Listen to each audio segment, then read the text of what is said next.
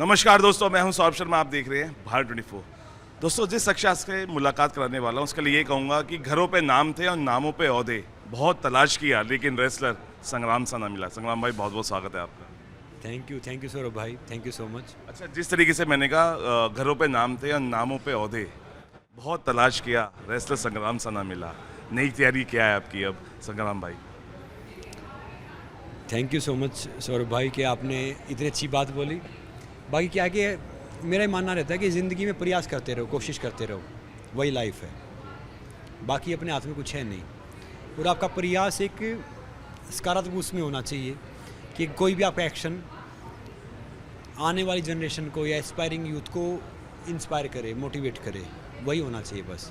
और वही मेरा ये है। अभी एमएमए करने जा रहे हैं तो एक मुझे कल मिले थे, मेरी बात हो रही थी, कोई बहुत रिनाउंड खिलाड़ी हैं हॉकी के, तो बोले भैया हॉकी भी खेल लो। मैंने कहा वो टाइम आएगा वो भी खेल लेंगे, कोई बचा तो है नहीं।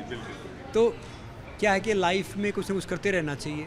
और ये मुझे मौका मिला, मैं बहुत फॉर्चुनेट हूँ कि सारी चीज़ करने का मौका मिल रहा है।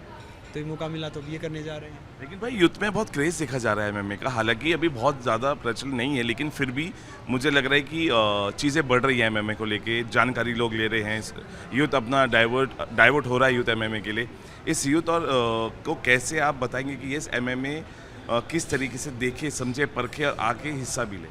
देखिए, जो पहले क्या होता था कि जो रेसलर होते थे ना, तकरीबन एमएमए में वही भाग लेते थे। अब एमएमए यूथ में फ़िलहाल बहुत एक तेज़ी से बढ़ने वाला स्पोर्ट्स है। यूथ आजकल दो चीज़ फॉलो करता है, सॉकर या एमएमए। तो एमएमए का क्या है कि जैसे केज में एक मैच होता है, इसमें कुछ रूल होते हैं सर्टन कि भैया आप यहाँ नहीं मारेंगे, मगर थोड़ी देर में वो रूल थोड़े साइड हो जाते हैं। फिर 5 मिनट्स के राउंड होते हैं, या तो आप सबमिशन कर दो या फिर आप कंटिन्यू करते रहो। देखते हैं, थोड़ा ब्लड वाला स्पोर्ट्स है, थोड़ा सा टफ स्पोर्ट्स है। तो अब मुझे लगता है कि आगे आने वाले टाइम में वन ऑफ द एमएमए ऐसा होगा कि जो पूरे वन ऑफ द वर्ल्ड में लीडिंग होगा। लेकिन मुझे लगता है भाई, इस शेर को इस पिंजरे में कौन बांध के रखेगा?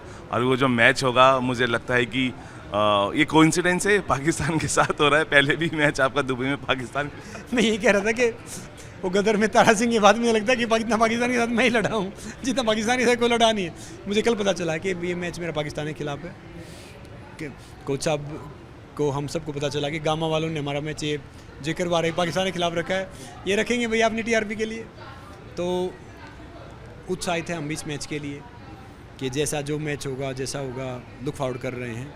उम्मीद है कि ये एक मेमोरेबल मैच हो। जैसे रेसलिंग था तो वहाँ पे तुक्का लगा और थोड़ा मैच ठीक हुआ।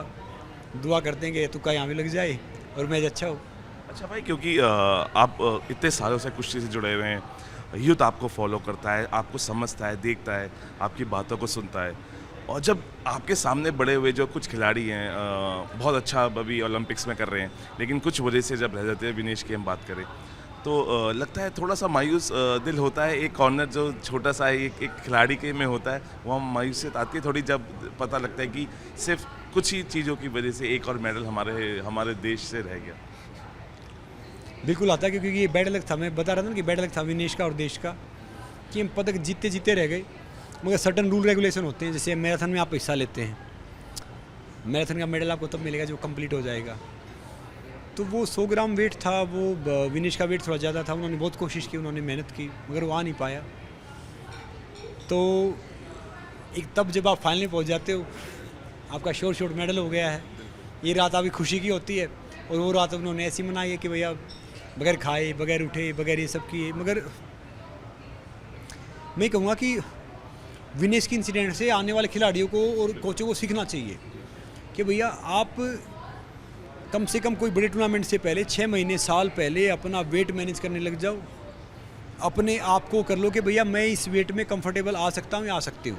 तो ये एक बड़ा लॉस था देश का, क्योंकि हम एक हिस्ट्री बनाने का पार्ट कर रहे थे कि मेडल आता, और फिर एक टाइम वो मेडल आने वाला था, फिर हमें कोई मेडल नहीं आया। तो पर्सनली विनेश को ये मोमेंट हमेशा लाइफ टाइम याद आएगा। उसके उनको सपने भी आएंगे, क्योंकि मैं समझ सकता हूँ कि एक वो हिस्ट्री बना दिया था उन्होंने कि फाइनल पहुँचे थे, मेडल जीतना था। या तो एक आप पदक में हिस्ट्री बना रहे हो फिर आपको कोई पदक नहीं मिलता, तो मुझे लगता है कि ये बहुत दुर्भाग्यशाली था। मगर मैं कह रहा हूँ कि सीखना चाहिए, आगे ऐसी गलती नहीं हो। कोचिंग स्टाफ है, जो डाइटिशियन है, जो न्यूट्रिशियन है, या खुद एथलीट हैं, उन्हें आगे चीज़ पे ध्यान देना चाहिए, करना चाहिए, क्योंकि इसमें ना कोई सरकार की वो है, ना कोई किसी का वो, जो रूल है सर्टन रूल सब के लिए हैं। और ओलंपिक में तो अगर 10 ग्राम वेट भी आपका ज़्यादा है तो आप तभी डिस्क्वालीफाई हो।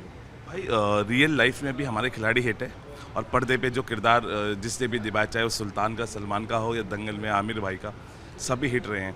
आपको लगता है कि कुश्तियों पे, एमएमए पे बहुत सारी ऐसी फिल्में आनी चाहिए, किरदार निभाने चाहिए लोगों को, ताकि और नॉलेज चीज़ों की मिल सके? और क्योंकि आपने देखा कि ऑफ स्क्रीन, ऑन स्क्रीन दोनों ही जगह हिट है हमारे।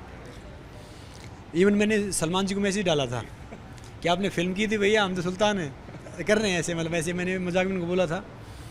फिर उनका मुझे पिछला मैच था तो फिल्म का वो नॉर्मली वो भी आया। अब मुझे लगता है कि अब रेसलिंग में फिल्म बनी, उन फिल्मों से बहुत फ़ायदा हुआ। दंगल बनी तो हमने जाना कि भैया, एक आम जन ने जाना कि रेसलिंग का क्या हुआ। फिर सुल्तान आई, सुल्तान तो वो wrestling plus MMA different story थी। फिर अब एक बड़ी फिल्म आ रही है रेसलिंग पे, जादव साहब की बायोपिक आ रही है, तो मुझे बताइए चीज़ें हैं। अब मुझे लगता है कि अब हम एमएमए फिल्में करेंगे आगे जाके भविष्य में, ये सारी चीज़ करेंगे। भाई अगर एक रेसलिंग की फिल्म बनती है और बायोपिक आपकी हो, तो आप क्या चाहते हैं कि कौन उस किरदार को निभाए बड़े पर्दे पे? देखिए, मुझे लगता है कि आजकल तो बहुत टैलेंटेड हैं, मगर एक रेसलर बनने के लिए एक्टर को काफ़ी मेहनत करनी पड़ेगी, टाइम लगेगा। तो अगर और किसी का पूछूं तो मुझे लगता है कि Ranveer Kapoor one of the best person रहेगा इसके लिए। बाकी विकी कौशल है या और हैं, सब अच्छे हैं, मगर रणवीर कपूर की एक्टिंग में वो ग्राफ है कि वो चीज़ें कर सकते हैं। अच्छा भाई, आखिरी 2 सवाल। क्योंकि अभी हम देख रहे हैं जिस तरीके से स्पोर्ट्स कहाँ जा रहे हैं, हम ओलंपिक्स में जा रहे हैं, बहुत तैयारी कर रहे हैं, छोटे छोटे बच्चे मेडल्स ला रहे हैं। उनको क्या ध्यान रखना चाहिए जब ओलंपिक्स में बाहर जाए? बिकॉज चीज़ें बदली हैं अभी स्पोर्ट्स को लेके, और आपसे ज़्यादा कौन अच्छी तरीके से उस चीज़ों को परख सकता है? क्योंकि वो उस दौर को भी आपने देखा, इस दौर को भी आप देख रहे हैं। कुछ किस तरीके से वो बाहर जाकर ओलंपिक्स के लिए अपने दिमाग में चीज़ों को रखें? देखिए, मैं नए बच्चों से एक बात कहना चाहूँगा जो स्पेशली स्पोर्ट्स की तैयारी करते हैं, कुछ करते हैं। देखिए, असली सक्सेस वो है अगर आपने उस दिन अपने मेंटल बैलेंस को रख लिया। आपकी तैयारी कैसी है, आपका खाना कैसा है, आपकी कोचिंग कैसी है, वो उस मैदान से, रिंग से, मैट से बाहर की बात है। तो भैया वहाँ पे जाते हो ना, अपना बेस्ट दो। तो और दूसरा, लाइफ में कभी हार मत मानो। ज़िंदगी में हारना जीतना कुछ है नहीं, सिर्फ सीखना है, सीखते रहो। थर्ड थिंग, गलतियाँ करने से मत डरो।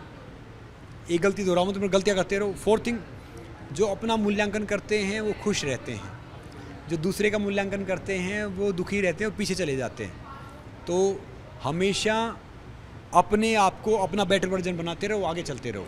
तो दूसरी बात मैं ये कहना चाहूँगा कि भैया, self belief in your self, हमेशा अपने बिलीव रखो और कोशिश करो कि आपका एक एक्शन ढेर सारे आपके लाखों एस्पायरिंग भाई बहनों को इंस्पायर कर रहा है। तो बस, our life should be our message, make sure it should be inspiring. अच्छा भाई, किसी भी खिलाड़ी को किसी भी प्रोटेस्ट से दूर रहना चाहिए, बिकॉज हैम्पर होता है, आपको लगता है खेल इससे? देखिए, खेल तो अगर आप खेल से प्रैक्टिस नहीं करते तभी हैम्पर होता है। तो सर्टन चीज़ें ऐसी हो जाती हैं कि इसके बारे में मैं ज़्यादा इतना कहूँगा नहीं, मगर मेरा मानना ये है कि खिलाड़ी कैरियर सिर्फ 5-7 साल का होता है, मैच्योर, उसमें सिर्फ उसको फोकस उसी पे करना चाहिए। अच्छा, एक आखिरी सवाल। बिग बॉस का हिस्सा आप रहे, और खबरें थी कि सलमान खान बिग बॉस नहीं कर रहे हैं। सलमान खान के बिना बिग बॉस कैसे है? नहीं, सलमान जी बिग बॉस करेंगे, क्योंकि वो क्या होता है कि शो को गर्म करने के लिए, टीआरपी के लिए बोला जाता है कि सलमान जी शो को नहीं करेंगे, क्योंकि सलमान जी के बिना जो मेन बिग बॉस है वो सर्वाइव नहीं होगा। क्योंकि बच्चन साहब ने उसको होस्ट किया, संजय जी ने उसको होस्ट किया, इवन शाहरुख खान साहब ने भी शायद होस्ट किया, शिल्पा शेट्टी जी ने भी होस्ट किया, मगर वो जो सलमान जी जो वर्क करते हैं ना, वो दूसरा कोई वर्क नहीं करता। तो मुझे लगता है कि क्योंकि वो शो का बखूबी रग रग जानते हैं और उसको पता है कि भैया क्या करेंगे, क्या होने वाला है, क्या नहीं होने वाला है। He is the best host for this. अगर सलमान खान जी होस्ट नहीं हुए तो फिर ये शो चलेगा नहीं। एमएमए की तैयारियों के साथ कैसे अब आप आ रहे हैं? एक और पाकिस्तानी आपके सामने मुकाबले के लिए तैयार है, लेकिन ये शेर डटा हुआ है और इस शेर को कोई पिंजरे में बंद कर नहीं सकता। What all you have to say, किस तैयारी के साथ आ रहे हैं सर? देखिए, मेरा ये मानना है कि सीखना बंद तो जीतना बंद। ज़िंदगी में तैयारी करते रहो, बाकी खिलाड़ी की या किसी भी उसमें कभी को कंप्लीट तो होता नहीं, ना प्रिपरेशन में कंप्लीट होता, ना किसी तैयारी में कंप्लीट होता। कोशिश कर रहे हैं, अभी इतना सीख लिया है कि वो कहते हैं ना कि स्विमिंग, एक बोला स्विमिंग सीख रहा हूँ, बोला कितने सीख रहे हो, बोला जान बचाओ तो आ गई है।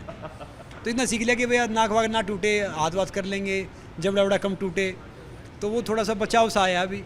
बाकी देखेंगे कि तब तक हम कितना फिट होते हैं, कितना परफेक्ट होते हैं।